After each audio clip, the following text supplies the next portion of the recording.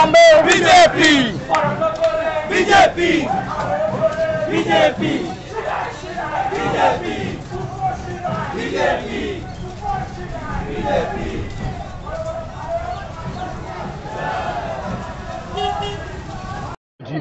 নিশ্চিত থাকুন, নিশ্চিন্তে থাকুন, জিত। কি বলবেন বরানগরবাসীকে আমায় কিছু বলতে হবে না, বরানগরবাসী হারে হারে বুঝতে পারছে।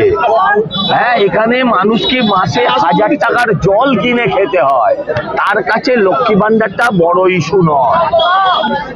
যে মানুষকে মাসে 1000 টাকার জল কিনতে হয় একটা সাধারণ পরিবার, সেই পরিবারে লক্ষ্মী ভান্ডার খুব একটা কাজে লাগে, তাই না?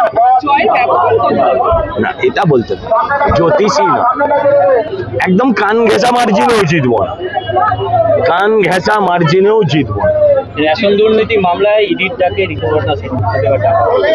এখন আমি দেখুন, এটা বিষয় তো বলতে পারবো না। রেশনের সঙ্গে ঋতুপর্ণা দেবীর কি সম্পর্ক আমি বলতে পারবো না।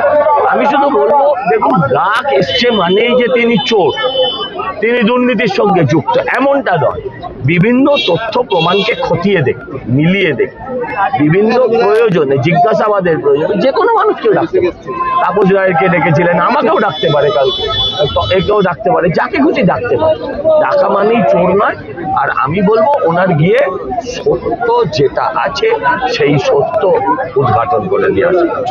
আপনি যে অঞ্চল জানেন, সেই অঞ্চল বিআই কোম্পানি দুদিন আগে চিমনি ভেঙে পড়েছিল এবং সাংসদ এবং প্রার্থী ক্রেন চালাচ্ছে না, নাটক করছে। ওটা সিনেমার শুটিং ছিল। ক্রেন চালালে কেউ টিভি চ্যানেলকে ডাকে?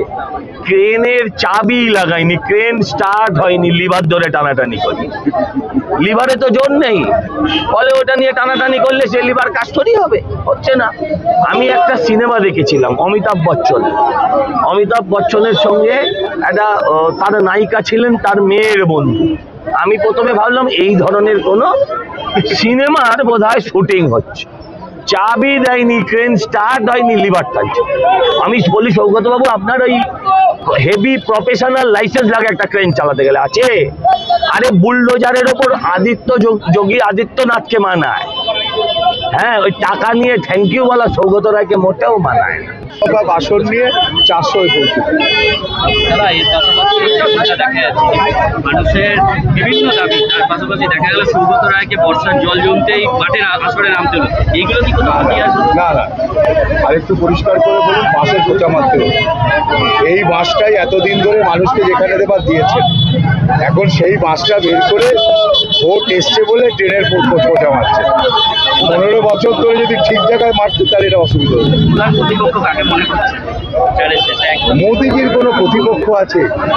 প্রার্থীর নাম তো নরেন্দ্র দামোদর দাস মোদি। ভোট তো মানুষ মোদিজিকে দেবে। তা মোদিজির প্রতিনিধি পৃথিবীতে নেই, ভারতবর্ষে কোথা থেকে আসবে? তাই কোনো প্রতিনিধি নেই।